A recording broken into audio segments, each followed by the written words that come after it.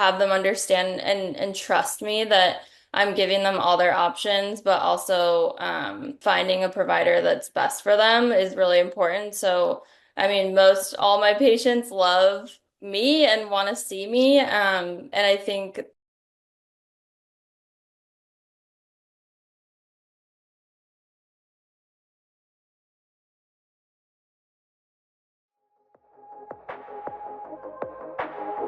Welcome to the Beauty Talk podcast, where we feature how the best medical practitioners help their patients to look better, younger, and healthier. Now, enjoy the show, and here's your host. Daniel Gao here. I'm the host of Beauty Talk, where we feature the top medical practitioners in health and beauty, both inside and out. I have Madeline Price, who is a board-certified nurse practitioner with over 7 years of emergency department experience.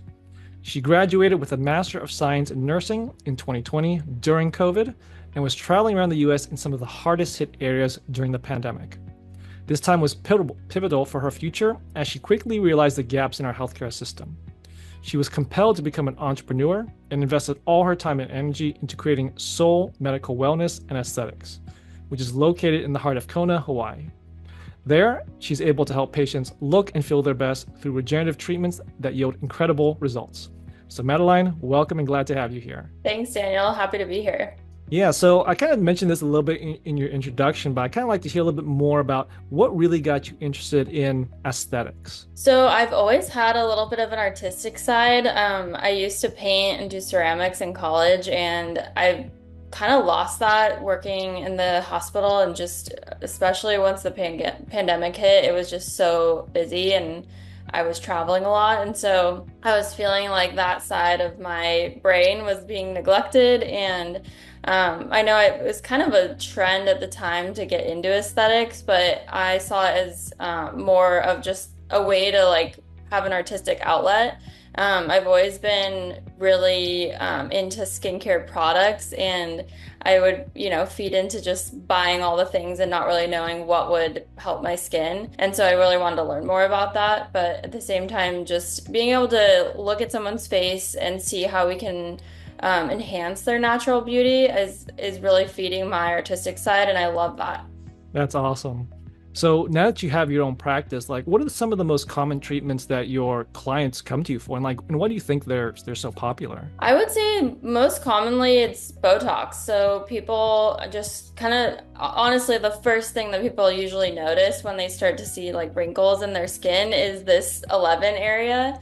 And so it's such an easy way to get rid of that using Botox. And so that would be the number one. But I think a lot of patients also come to me because I'm so into the regenerative treatment. So things that are helping your skin have more collagen. And so things that are boosting that are like Sculptra, hyperdilate radius. I use a lot of like platelet rich fibrin. So things from your own body to help produce collagen.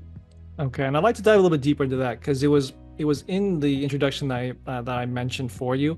So I'm really curious because I'm seeing more and more aesthetic practices starting to incorporate regenerative medicine into their treatments. So for people who are not aware, could you kind of talk a little bit more about what does it mean to have regenerative treatments? And also, can you talk about really how it's transforming the outcomes that your clients are getting in the long term? Yeah, so it's definitely becoming more of a popular thing. So I think a lot of times when you think of aesthetics or injectables, you think of like Botox and filler. And filler it's just a hyaluronic acid gel, and so it's not actually regenerating or creating new collagen in your skin. But when we use things like Sculptra, which is polylactic acid, or Radius, that's calcium hydroxyapatite, it's actually stimulating your fibroblasts to create new collagen and elastin. So you're actually helping the structure and not just augmenting features that need to be augmented, like cheeks, lips. It's actually helping your skin improve, and it's almost like giving you a younger face. So a lot of people want that, and they're not looking for just, the hyaluronic acid filler. They want something that's really going to change their skin, and it yields better outcomes in my opinion, because filler is awesome and I still utilize that in my practice. There's certain areas of the skin that you kind of like can't really achieve what you want with regenerative treatments right now, but I really like to offer and kind of use it as like the cake, like the basis of our treatments to help people have a better structure that we can like use filler on top of, basically like the icing. So it's definitely a kind of a newer thing, I would say, in aesthetics. Like it's been years now, but it's generally like a newer treatment modality, especially like the PRF, like platelet rich fibrin. We can use it as a gel even to replace filler. And it's just something that will help improve your skin in the long haul and not have risks of, migration or having the filler end up somewhere we don't want it. Got it. And do you foresee that the regenerative treatments are going to replace things like filler or Botox, or do you think it's always going to be something that is tied together, like getting better results by combining the two? Yeah, I feel like they're always going to be tied together. I mean, I think filler in general has become a lot better as we've gone through the ups and downs and like seeing some of the adverse reactions to filler. So like there's new technologies that are more dynamic and, moves with your skin rather than just being like a ball of filler wherever it's placed. So I think there's still a place for it, and it's definitely better when combined with some of the regenerative treatments. Okay. And aside from the regenerative treatments, are there any other new or emerging treatments that you're particularly excited about? Yeah, actually, I was just at a conference recently and they were talking about, I might be saying it wrong. I think it's PDGF. Mhm. But it's basically like a matrix that also is going to help increase collagen and elastin in the skin. So I know there are some practices like on the East Coast using it, and I know there's another one like the salmon sperm, if you've heard of that. So there's definitely things in the pipeline that are coming, and when exosomes came out, I was like, I'm gonna try that. We used it, and there's things that I kind of take with a grain of salt. Like I'm gonna watch this come out, unroll, until I like bring it in fully and offer it to patients. But yeah, it's exciting. There's always new things coming in. Yeah. And I want to go deeper into some of your alternative treatments that you're providing, like IV, for example. Like, could you talk a little bit more about IV? Like, I'm starting to see this a little bit more and more in aesthetic practices where they're starting to shift a little bit more towards wellness. So I'd like to Yeah. get kind of your thoughts on IV, like why you brought in, like, and really the benefits that it's providing. Yeah, and so that was honestly my main focus when I first started Soul. I was really excited to offer IV vitamin therapy. And in general, I feel like it's coined as kind of like the hangover cure. And it's funny because that's really like not my like most of my patients are not coming to me for that, which is fun. I mean, I'm in Hawaii. I think a lot of people are in general really excited about health and wanting to optimize their health. And so IV vitamin therapy can be used for, cutting down inflammation, hydrating your body and your skin. Like even people that are interested in my aesthetic treatments end up really interested in the IVs because they want to stay hydrated, and that's a huge part of why your skin ages is lack of hydration. And then, yeah, like I have patients with some autoimmune diseases that struggle with like fatigue and chronic inflammation, and they don't absorb things very well. And so having it be given to them directly in their bloodstream is really beneficial, and they feel a lot different. So that's good. Mhm. Okay.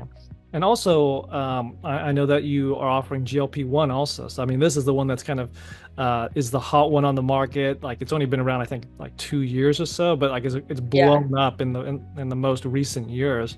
So, to talk a little bit about GLP-1, which is the semaglutide, the tirzepatide, the weight loss shots. Can you talk a little bit more about that? Yeah, so I did actually prescribe this in primary care, but I don't think I fully understood the benefits of the medication. It was kind of like in that diabetes cascade of meds that we prescribe. And I started doing it for weight loss for patients that were over a certain BMI and really were struggling with losing extra weight. And they tried diets and all those things. So I think it's super beneficial for weight loss for one, but there's all sorts of other benefits. It's helpful for neural activity, so like it helps people that have brain fog.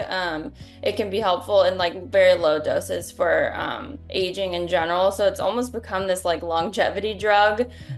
With caution, like obviously I always check people's labs. I make sure we have like a thorough medical history and describe all the, side effects and benefits and contraindications. So it's definitely a fad thing in general for weight loss. I think a lot of people are getting it that maybe aren't doing all the other things you should be doing while you're on it, like weight resistance training, making sure you're eating healthy and having a balanced diet, because most patients just like they don't have a big hunger drive, and so they're not eating a lot, and they're honestly like starving their body a little bit. So it's really important to have that balance, and I focus on that with my patients, that they're good candidates to be on it and that we can work well together to make sure that they have a balance. Got it. And within that same vein of wellness, you also have bioavailable supplements. So could you talk a little bit more about that as well? Yeah, so I got really into supplements when I was studying IV vitamin therapy and its benefits. I took a course and learned that not all vitamins are created equal. There's a big gap in like things that you see in Costco aren't necessarily the best things for you and aren't going to be absorbed well. So it's a waste of money. But yeah, I really like, there's a few brands I really focus on. I use the platform called FullScript that helps people find high quality supplements, and then I can make recommendations for them. So I have all sorts of like plans that people can look at, but it really is something that you need to see your provider about. It's not really something you should just be guessing and just taking certain things because you think it will be helpful for you. It's a good idea to get an evaluation and get labs done and really look at like what your body needs and then what can be absorbed the best for you. I think that's a really important point you bring up that I think not many people realize about vitamins. It's like, oh, I take a vitamin and it's going to help me. They don't think about absorption or is it really going to do anything for them? I mean, there is that joke that if you just take vitamins, and in some cases, just like you're making your pee really expensive. Yeah, yes, exactly. Yes. And people say that about IV therapy sometimes. Like I've heard that even like a ER physician that I worked with prior was like, "Oh, that's a really expensive pee." But no, I mean there's lots of studies that have been done, and the absorption of things is important, and there are things like liposomal vitamins, like some, and not all vitamins need to be liposomal. Some are absorbed well that way, but others can be water soluble and absorbed, like B12, a water soluble vitamin that can be absorbed well without the liposomal part of it. Okay. Now, Yeah. I want to talk about how do you differentiate your practice from others in the industry? I think because I take such a natural approach, and I don't really think that every treatment is good for everyone. Like there's really like an art in doing a consultation with someone and figuring out like what their history is, like their goals, and obviously like if someone is really scared of having a gel filler placed in their face, then that's not something I'm going to recommend to them. I'll talk more about the easy gel treatment, where we take your blood, we spin it, and we use those platelets to regenerate collagen. So I think that's one thing that sets me apart. I try to make my treatments look really undetectable, which I think is great. Like some people want this like wow factor result and or like big lips or something like that, and that I'm not their person because I just don't. It doesn't artistically look good to me, and I think there's something for everyone in the industry, and that's one thing that I really focus on is just keeping things really natural and still helping you feel beautiful, but enhancing your natural beauty, not creating something that wasn't there. Got it.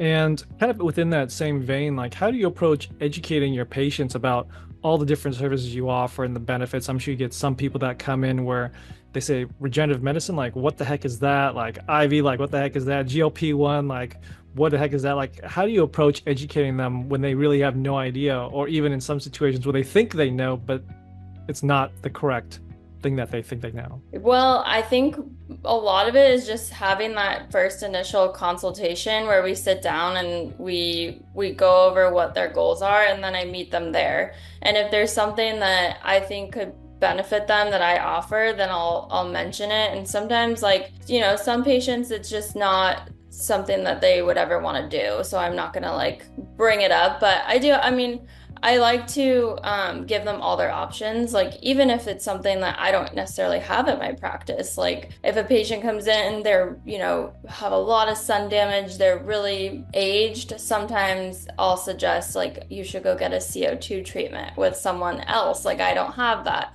So I think just being able to have them understand and trust me that I'm giving them all their options, but also finding a provider that's best for them is really important. So, I mean, all my patients love me and want to see me. And I think that's really fun. And I love having that relationship. But yeah, the consultation is key. Just being able to sit with them and not necessarily, sometimes we'll do a treatment, but not necessarily always. And they can kind of get a feel for what's available to them.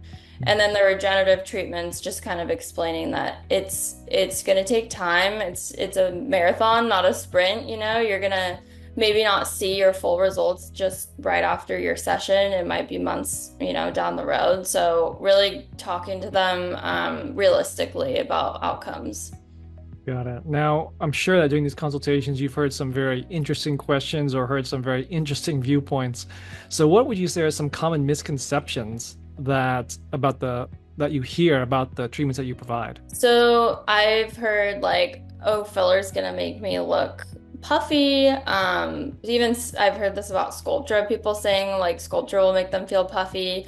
I feel like with the IV vitamins, the misconception is that like it'll just be gone like after they pee, like the vitamins won't really benefit them after that. Like, so just explaining that no, like these things stay in your system because it's so bioavailable for about 2 weeks. And so kind of giving them a timeline of like when they should come back is helpful. But yeah, I feel like most patients, like even with the PRF treatments, most patients have never even heard about that. Like they don't even realize that that's an option. So it's fun to be able to explain the process and teach them like all the benefits of those kind of things. Okay. And when they do decide on what the best treatment is for them, how do you balance providing that relaxing experience for them, but at the same time ensuring their safety and well-being? Well, first of all, I make sure my space is really clean and I keep kind of a minimalistic vibe here. Like I try to make it really simple.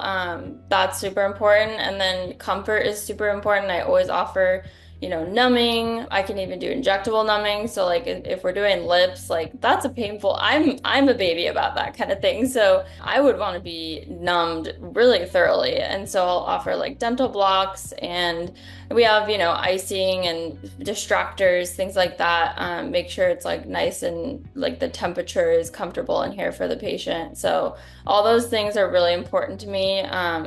I'm really excited because we are just about to open our whole space. I have a grand opening coming up on March 1st, and my IV lounge is amazing. The lighting is great. It's really zen. The chairs are really comfortable, and then we have some like fun additional things you can use when you're getting your IV. So like muscle massagers, leg compression devices, like things that will really help you kind of recover. Like if you're doing a heavy workout or if you got really dehydrated and you need a revamp, then those are all things you can come in for and kind of relax and refresh yourself. Got it. Now, you mentioned earlier that you have that artistic drive and that's what got you into aesthetics. Now, when people think about medicine, they think there's a scientific step-by-step protocol they have to follow. So what would you say, what role does creativity play in how you approach your patient care? I think it's pretty big, like compared to what it was when I was just working in the ER. Like there's not a lot of creativity, but with this, there's definitely an art to it, and you can kind of form your own way of guiding your patient. So we didn't talk about this, but I like to offer kind of like a year look at like the journey of trying to like achieve their skin goals. So if a patient comes to me and they're like, I hate my nasolabial folds or I don't like my jowls, normally like it's not going to be a one and done treatment situation. Like it's going to be a journey. It takes months. Like it should take months. Like usually if you're going to just in one sitting fix their whole face, like it's probably not going to be the best outcome for them and they probably won't see like the long-term effects of it. And so that's why I really like to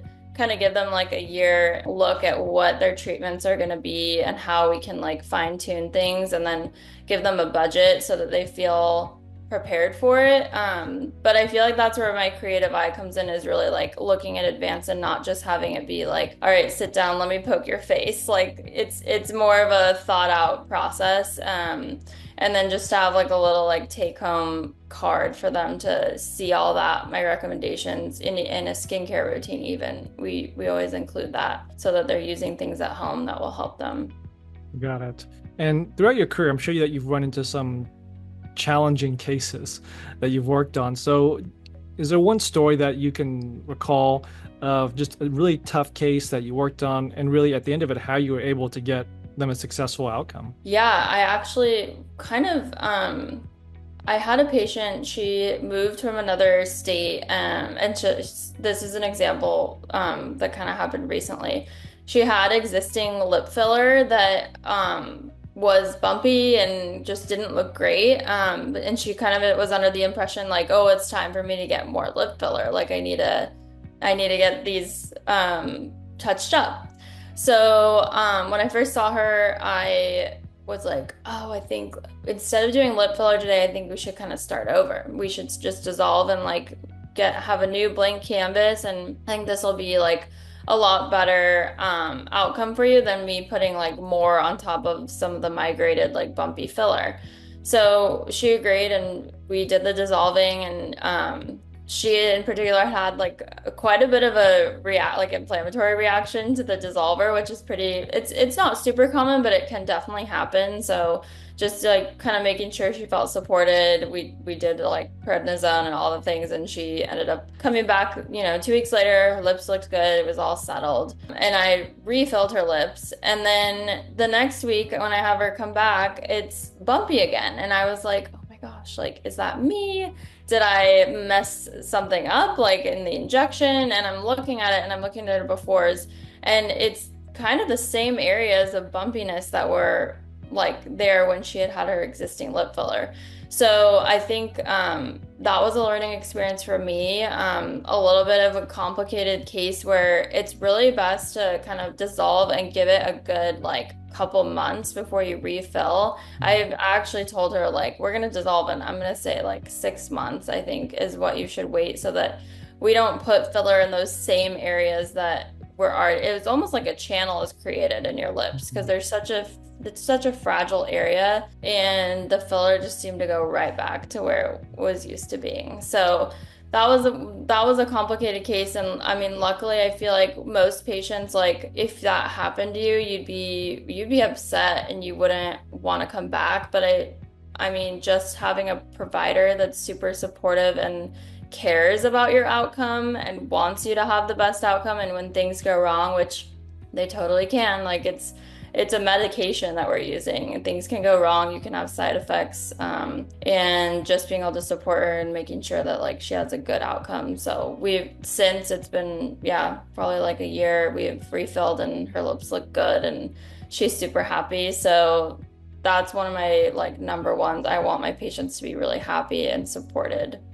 That's fantastic. Yeah, I think it's a great story because everyone thinks that, well, I mean, it's medicine, like, especially if it's aesthetics, like it should go smoothly all the time. Mm-hmm. But there are going to be situations where it just doesn't. I think Yeah, it really comes down to how does that situation get resolved? It's not that it happened, it's going to happen, but how does it get resolved? And I think that really is what kind of separates the professionals from the non-professionals, is how they handle that situation. totally. Yeah. So, And it's not necessarily like it's not a money grab. Like this is you're paying for an outcome, not just, the product that you're getting injected. So I make sure like people know that. And I think one of the like you can go to the best injector, someone that has, triple the experience that I have. But like you say, like things can still go wrong. It's really like about how that person handles it and if they can fix it. Like I would never do anything that I cannot fix. Like that is my like safety number one rule is that if it's something that I can't fix, like I won't be doing it. Mhm.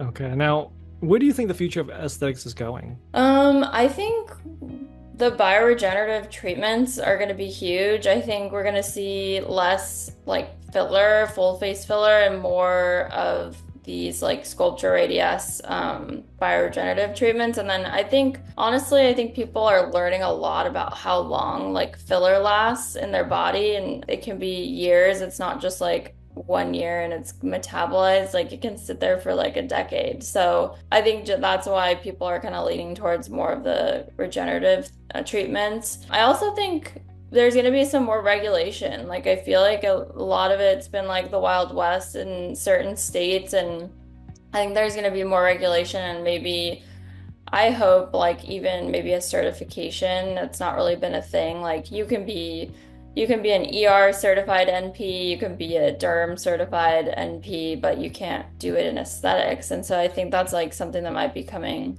soon. Yeah. Got it. Well, I have one last question for you, but before I ask it, I want to point people to your website at www.soulmedicalhawaii.com. Now, last question is, what do you think is the most important piece of advice you can give to someone who's thinking about getting some type of aesthetic procedure done, but isn't sure which provider to choose? I would probably say do your research, look at Google reviews, look at their before and afters. I always update my blog, so I do different posts about treatments and people will find me that way. So I would definitely do a little research and book a consult. Like even if you're worried about, someone you did a consult with, go book another one and talk to another provider and see if they're a better fit. Got it. Well, there you have it. Madeline sharing her expertise. So Madeline, where can people contact you in your practice? You can find me on Instagram at SOL_medical. And then on my website, I have my email linked there and you can email me, ask me any questions. Okay, great. Well, thanks for being on the show and sharing your message. Awesome. Thanks, Daniel. Thanks for listening to the Beauty Talk podcast. Any questions, please contact the practice directly with the contact information provided during the show. We'll see you again next time. Bye for now.